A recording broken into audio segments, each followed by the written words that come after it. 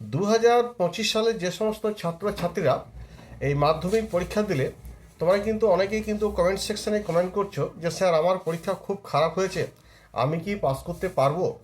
আবার অনেকে কমেন্ট করছো যে আমি হয়তো কোনো সাবজেক্টে 6-7 নম্বর করে রিটিন টেস্টে পাবো। তো এই রিটিনে যদি 6-7 নম্বর পাই তাহলে কি পাস করতে পারবো। এই নিয়ে কিন্তু অনেকেই কিন্তু প্রশ্ন রয়েছে।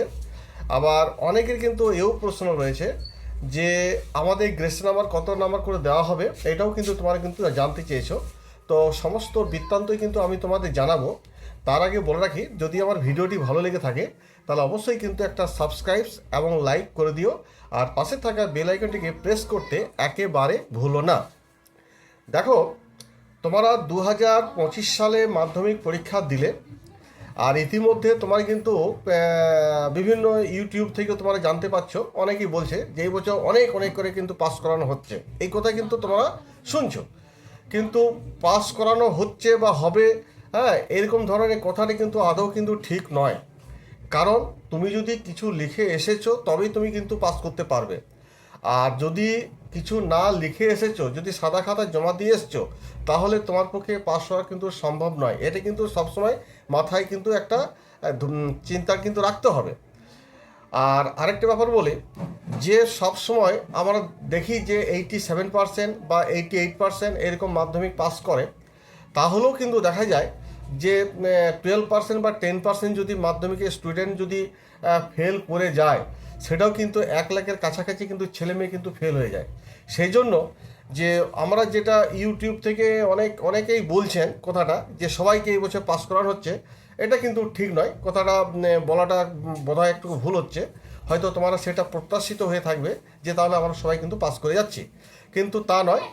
যদি তুমি কিছু খাতায় লিখে এসেছো এবং শর্ট কোশ্চেন বা এমসিকিউ এসিকিউগুলো যদি অ্যান্সার দিয়ে এসেছো এবং তার সঙ্গে যদি 2-4টে কোশ্চেন যদি উত্তর লিখে এসেছো, তাহলে তোমার পাশের কোনো চিন্তা থাকবে না। এটা কিন্তু তুমি 100% ধরে রাখো। তো সেই জন্য বলি যে যারা এমসিকিউ এসিকিউ করেছো, 2-4টে কোশ্চেন অ্যান্সার লিখেছো, তোমরা একদম টেনশন ছেড়াও, তোমরা কিন্তু একদম অনায়াসে কিন্তু পাস করে যাবে। তার কারণ হচ্ছে, তোমরা জানো যে তোমাদের 7টা সাবজেক্ট রয়েছে। 7টা সাবজেক্টে 100 নম্বর করে পরীক্ষা, অর্থাৎ 700 মধ্যে তোমাদের পরীক্ষা হয়েছে, কিন্তু তোমাদের প্রতিটা সাবজেক্টে 25 নম্বর করে তুলতে হয়। তাহলে প্রতিটি সাবজেক্টে 25 করে যদি নাম্বার তুলতে হয়, তাহলে দেখা যাচ্ছে 7টা সাবজেক্টে 175 নম্বর, 175 নম্বর তুললে পরে তোমরা কিন্তু পাস করে যাবে। কিন্তু প্রত্যেকটা সাবজেক্টে 25-এর উপর নাম্বার থাকতে হবে। এবার 25টা নাম্বার খুব অনায়াসেই চলে আসে, কারণ আমরা জানি প্রজেক্টে হচ্ছে 10 নাম্বার থাকে এবং রিটিন পরীক্ষা আমাদের সব 90 নম্বর করে পরীক্ষা হয়েছে। তো যদি তুমি প্রজেক্ট জমা দিয়েছো, তাহলে কিন্তু অবশ্যই তুমি ধরে নাও মোটামুটি 9 থেকে 10 নম্বর অবশ্যই পাবে, বা স্কুল তরফ থেকে কিন্তু 9-10 নম্বর দিয়ে দেয়। কারণ যাতে প্রত্যেকটা স্কুলে কিন্তু চায় যে আমাদের স্কুলের ছেলেমেয়েরা যেন কোনোরকম যেন ফেল না করে, সবাই যেন পাস করতে পারে। সেই জন্য স্কুলের তরফ থেকে যেটা হাতে 10 নম্বর থাকে প্রজেক্টে, সেটা কিন্তু অনেকে কিন্তু 10-এ 10 দিয়ে দেয়। আবার এটাও দেখা গেছে যারা প্রজেক্ট হয়তো জমা দেয়নি, তাদেরকেও হয়তো দেখা গেছে কি 6-7 নম্বর করেও কিন্তু দিয়ে দেওয়া হয়। সেই জন্য তুমি যদি প্রজেক্ট নাম্বার থেকে যদি 10 নম্বর যদি পেয়ে থাকো, তাহলে রিটিন টেস্টে দেখা যাচ্ছে কি আরও 15 নম্বর তোমাকে তুলতে হচ্ছে। তো এই 15 নম্বর মধ্যে যদি কোনো কারণে যদি দেখা যায় তুমি কোনো সাবজেক্টে 12 বা 13 পাচ্ছ, তার 2 থেকে 3 নম্বর হয়তো তোমার হয়তো এখনও প্রয়োজন রয়েছে 25 নম্বর তুলতে গেলে, সেক্ষেত্রে কিন্তু একটা বিচার বিবেচনা করে মানবিকতার খাতিরে সেখানে 2 থেকে 3 নম্বর গ্রেস নাম্বার দিয়ে তোমাদের কিন্তু সেখানে 25 নম্বর দিয়ে কিন্তু পাস করানো হয়।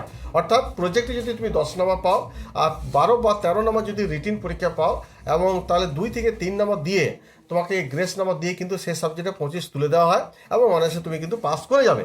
তাহলে তুমি যদি প্রত্যেকটা যদি এমসিকিউ করে থাকো, এসিকিউ করে থাকো, যে 2-4টে কোশ্চেন অ্যান্সার যদি লিখে এসে থাকো, তাহলে তোমার কিন্তু পাসের কোনো চিন্তা নেই, বা তুমি যে পাস করবে না সেটা কিন্তু তা নয়। অর্থাৎ তুমি কিন্তু পাস অনায়াসে করে যাবে। কিন্তু এটা কিন্তু দেখতে হবে, যারা ধরো রিটিন পরীক্ষায় ধরো 6 বা 7 নম্বর পাচ্ছে, হয়তো দেখা গেল কোনো কারণে সে হয়তো প্রজেক্টে হয়তো 10 নম্বর পাচ্ছে, তাহলে 7 নম্বর যদি রিটিন পরীক্ষা পায় আর প্রজেক্টে যদি 10 নম্বর পায়, তার 17 নম্বর, তাহলে এই 17 নম্বর যদি তার ওঠে, তাহলে 25 নম্বর তুলতে গেলে তাকে আরও 8 নম্বর কিন্তু পেতে হবে। কিন্তু 8 নম্বর কিন্তু কোনো কারণে কিন্তু গ্রেস নাম্বার দেওয়া হবে না। অতএব সেক্ষেত্রে কিন্তু সেই সমস্ত স্টুডেন্টরা পাস না করতে পারবে না, এটা কিন্তু বলা যায়। হ্যাঁ, তবে রেজাল্ট যতক্ষণে বেরোচ্ছে ততক্ষণ পর্যন্ত কিন্তু তোমাদের সেটা অপেক্ষা করতে হবে। অর্থাৎ 8-9 যে তোমাদের গ্রেস দেওয়া হবে তা কিন্তু হবে না। তাহলে তোমরা যারা বলছিলে, অনেকে কমেন্ট সেকশনে কমেন্ট করছিলে যে আমার যদি 8-9 যদি নাম্বার যদি শর্ট হয় তাহলে গ্রেস নাম্বার দিয়ে কি পাস করানো হবে?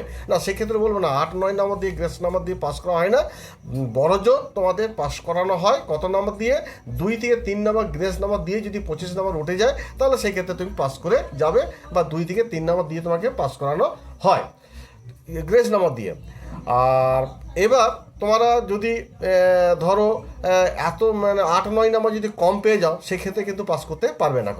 তো এই যে আমাদের বিভিন্ন ইউটিউবে বলছে এই বছর সবাইকে কিন্তু অনেক অনেক নাম্বার দিয়ে পাস করানো হচ্ছে, এই কথা কিন্তু বলছে, কিন্তু সেটা কিন্তু তা নয়। অ্যাকচুয়ালি কিন্তু তোমাকে লিখে আসতে হবে খাতার মধ্যে। কিছু না লেখা থাকলে পরে তুমি যদি কিছু যদি না নাম্বার পাও, ওই 2-3 নম্বর যদি শর্ট হয় তাহলে সেক্ষেত্রে তোমাকে গ্রেস নাম্বার দিয়ে পাস করানো হবে। তবে গ্রেস নাম্বার যে তোমাকে দিতেই হবে, বা তুমি যে গ্রেস নাম্বার তোমাকে দিতেই হবে এবং যে গ্রেস নাম্বার দেওয়া বাঞ্ছনীয়, এটা কিন্তু কোনো জায়গায় লেখা নয়। একমাত্র স্টুডেন্টরা যাতে ফেল না করে যায় 2-3 নম্বরের জন্য, সেই জন্য মানবতার খাতিরে যিনি খাতা দেখেন, যদি তোমার লেখার যে মানে নাম্বার দেওয়ার যদি একটা জায়গা থাকে, যে অনেক কোশ্চেনে অ্যান্সার লিখেছো, সেখানে হয়তো 2 নম্বর জায়গায় 1 নম্বর দিয়েছে, কোনো জায়গায় হয়তো 3 নম্বর জায়গায় হাফ নম্বর দিয়েছে, সেখানে হয়তো 1-2-1.5 নম্বর দিয়ে বাড়িয়ে সেটা 25 নম্বর করে দেওয়া হয়। অর্থাৎ গ্রেস নাম্বার 2 থেকে 3 নম্বর দিয়ে তাকে পাস করানো হয়। কিন্তু গ্রেস নাম্বার যে দিতেই হবে এটা কিন্তু কোনো বাধ্যতামূলক নেই বা কোনো জায়গায় লেখা নেই। এবার হচ্ছে যে তোমাদের কিন্তু যেটা অনেকেই প্রশ্ন বা কমেন্ট সেকশানে কমেন্ট করেছো, যে সেটা হচ্ছে যে তোমরা অনেকে আবার কমেন্ট সেকশানে এটাও প্রশ্ন করেছো যে স্যার আমাদের কীরকম নাম্বার দেওয়া হচ্ছে। দেখো, আমার বিশিষ্ট কয়েকজন শিক্ষকের মারফতে যেটা জানতে পারলাম, যে এই বছর কিন্তু প্রত্যেকটা সাবজেক্টের কিন্তু বিশেষ করে অঙ্ক এবং ইতিহাস ছাড়া অন্যান্য যে সাবজেক্টগুলো রয়েছে তাতে কিন্তু এমসিকিউ বা এসএকিউগুলো মোটামুটি অনেকেই কিন্তু ম্যাক্সিমামই ছেলে মেয়ে কিন্তু ঠিক করেছে, এবং নাম্বার কিন্তু সেখানে অনেকেই কিন্তু পাচ্ছে, এবং সেক্ষেত্রে তাদের নাম্বার ভালো উঠছে। আর এই বছর দেখা যাচ্ছে যে ব্রড কোশ্চেনও কিন্তু সবাই অ্যাটেম্প করেছে।